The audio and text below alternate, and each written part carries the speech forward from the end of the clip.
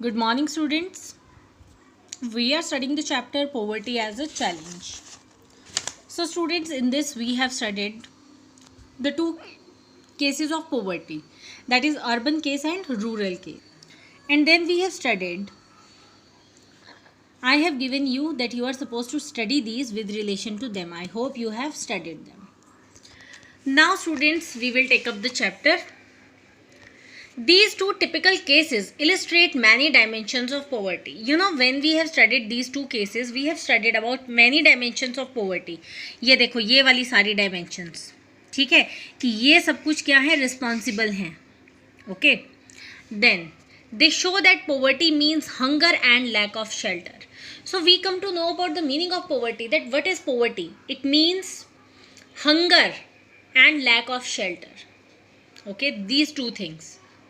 It also is a situation in which parents are not able to send their children to school. So एक और चीज़ है इसमें poverty में, क्या है कि this is a situation, condition in which parents वो चाहते हैं स्कूल भेजना but they are not able to do that. Okay, then or a situation where sick people cannot afford treatment. People are sick, they are ill, they are lying at home but they can't have a treatment because they doesn't have money. देखो कितनी सारी हमने चीज़ें देखी हैं इसमें. Poverty का क्या मतलब है? Poverty also means lack of clean water and sanitation facilities. So when we are poor we do not have these like clean water and proper sanitation facilities. It also means lack of a regular job at a minimum decent level. देखो regular job भी नहीं है, ये भी poverty है. Above all it means living with a sense of helplessness. Very important. People become helpless with they do not have money, they are poor. देखो कितनी सारी चीज़ों की कमी है. That is known as poverty. Okay, poverty is not just a word. ये देखो कितनी सारी चीज़ें हैं. Poor people are in a situation in which they are ill treated at almost every place. बहुत सारे लोग ऐसे मैंने देखे हैं, बिल्कुल देखे हैं. दे इल ट्रीट पुअर पीपल. वो लोगों को उनके कपड़ों से, उनके जूतों से जज करते हैं.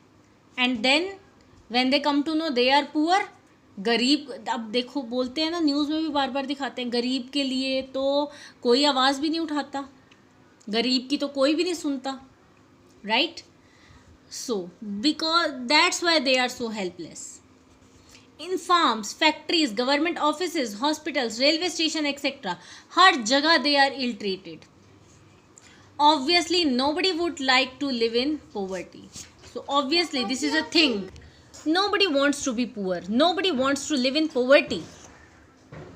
I have seen one example, I will tell you. Reality है ये. You know, एक बार क्या हुआ, I was traveling by bus. Okay, बस में जा रहे थे, साइड में एक बाइक थी. तो बाइक वाला कोई बहुत गरीब, ऐसे जैसे लेबरर होते हैं ना, बहुत गरीब उस तरह का था. वो थोड़ी, उसने ना बाइक की गलत ब्रेक लगा दी और बस का ड्राइवर उतरा और उसने उसको मारना शुरू कर दिया. सो अगर आई न्यू द फैक्ट, अगर उसकी जगह कोई वेल ऑफ होता तो वो उसको ज़्यादा से ज़्यादा ये बोल देता कि आप थोड़ा ठीक से चला लो, और मारता तो बिल्कुल ना. ठीक है, तो जो गरीब लोग हैं ना, उन पे तो सब अपना राज चलाते हैं.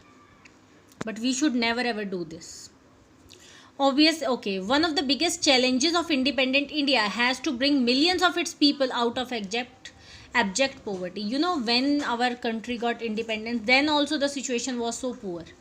बहुत ज़्यादा गरीब लोग थे. It was a challenge. क्या था challenge? कि इंडिया को poverty से बाहर निकालना. Mahatma Gandhi always insisted that India would be truly independent only when the poorest of its people become free of human suffering. So अगर हम महात्मा गांधी की बात को देखें कि उन्होंने क्या कहा कि रियल में तो इंडिया तभी इंडिपेंडेंट होगा when we all will be able to come out from the sufferings of being poor. तो इसका मतलब तो we are not independent now also. इतने सालों बाद भी we are not independent because poverty is everywhere. It has not gone. Poverty as seen by social scientists. अब social scientists कौन हैं? जो सोसाइटी को स्टडी करते हैं. How they see poverty. According to them, what is poverty? Since poverty has many facets, social scientists look at it through a variety of indicators. You know, society poverty के तो बहुत सारे faces हैं. But still ये जो social scientist हैं what they say, usually the indicator use to relate the levels of income and consumption. What they say, वो poverty को कैसे मेजर करते हैं, इनकम के लेवल से और कितना लोग कंज्यूम कर रहे हैं। कंज्यूम मीन्स कितना हम लोग यूज़ कर रहे हैं। So but now poverty is looked through other social indicators also. पहले तो सिर्फ हम क्या करते थे, कंजम्पशन और क्या देखते थे, कंजम्पशन और इनकम। अब इलिटरेसी लेवल भी देखते हैं, lack of general resistance due to malnutrition, lack of access to healthcare, lack of job opportunities, lack of access to safe drinking. So you know so many things we take up. अगर हम decide करते हैं what is poverty, so those people who are illiterate, general resistance नहीं है जिनमें, अब resist नहीं कर सकते क्योंकि शरीर में जान ही नहीं है, माल न्यूट्रिशन है, हेल्थ केयर की फैसिलिटी नहीं है उनके पास, जॉब अपॉर्चुनिटीज़ नहीं है, safe drinking water, sanitation, nothing they have. Analysing of poverty based on social exclusion and vulnerability. अब देखो दो चीज़ें हैं, ये सोशल एक्सक्लूजन और वल्नरेबिलिटी बहुत इंपॉर्टेंट है. पॉवर्टी का ये भी एक रीज़न है और ये बहुत कॉमन है आज के टाइम में. देखो सोशल एक्सक्लूजन क्या है.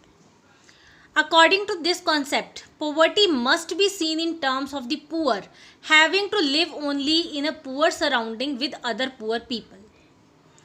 अब देखो जो सोशल एक्सक्लूजन की अगर हम बात करें तो according to it what is it, poverty को कैसे देखते हैं. इट मीन्स कि जो पुअर है वो क्या करेगा, पुअर लोगों की सराउंडिंग में ही रहेगा.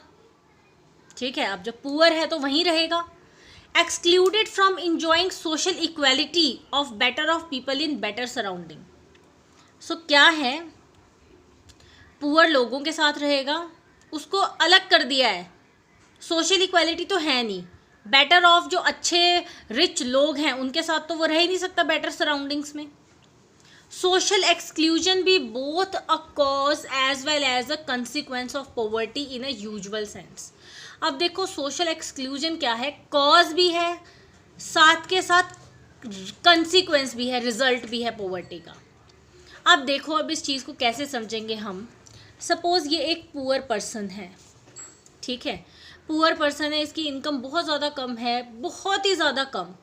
ठीक है, यहाँ पे एक कॉलोनी है बड़ी सी जहाँ का रेंट बहुत ज़्यादा है. ठीक है, रेंट ज़्यादा है, यहाँ सारी फैसिलिटीज़ हैं. और यहाँ है स्लम एरिया जहाँ पे बहुत पुअर लिविंग कंडीशंस है, बट आप क्या कर सकते हो, थोड़े पैसों में वहाँ रह सकते हो. This person is poor, he can not afford this, so he had to go here. तो ये यहाँ जाएगा, जैसा है वैसी ही कंडीशंस के बीच में रहेगा. ओके, यहाँ से तो एक्सक्लूडेड है, कभी कुछ सीख नहीं पाएगा, कभी आगे बढ़ने के बारे में सोच नहीं पाएगा.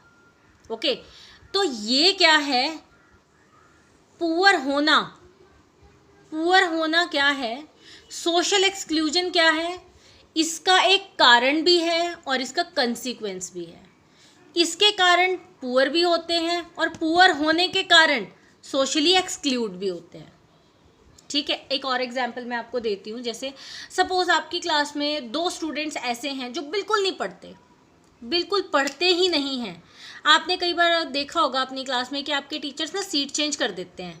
जो ज़्यादा पढ़ने वाला बच्चा होता है उसके साथ उसकी सीट कर देते हैं. क्यों करते हैं, ताकि वो उससे कुछ सीखे, अपनी उस एनवायरनमेंट से बाहर आए, ना पढ़ने वाली एनवायरनमेंट से बाहर आए, माहौल चेंज हो. ठीक है, बट अगर हम क्या करेंगे, सपोज़ आपकी क्लास में 3 रोज़ हैं. ठीक है, 2 रोज़ में हमने क्या किया, अच्छे अच्छे बच्चे बिठा दिए जो भाई खूब पढ़ते हैं, अच्छे नंबर लेके आते हैं, और एक रो हमने बना दी बिल्कुल डफर बच्चों की जो पढ़ते ही नहीं, जो पढ़ना ही नहीं चाहते. सो डू यू थिंक कि क्या वो बच्चे कभी इंस्पायर होंगे दूसरे बच्चों से, अपने आप को चेंज करने के बारे में सोचेंगे? नहीं, हमने तो उनको एक्सक्लूड कर दिया पहले ही. वो कैसे अच्छा सोचेंगे अपने बारे में, कैसे कुछ सोचेंगे. अगर हम क्या करेंगे, उन बच्चों को भी एक अच्छा बच्चा एक थोड़ा कम, एक अच्छा बच्चा एक थोड़ा कम, हम अगर ऐसे बिठाएंगे तो डोंट यू थिंक कि उनकी इम्प्रूवमेंट होगी ना. So this is a case of social exclusion. पर हम यहाँ पे ऐसा ज़बरदस्ती तो नहीं कर सकते हम यहाँ पे उनको भेज दें, बिकॉज अब देखो रेंट तो देना ही है ना किसी को. ओके.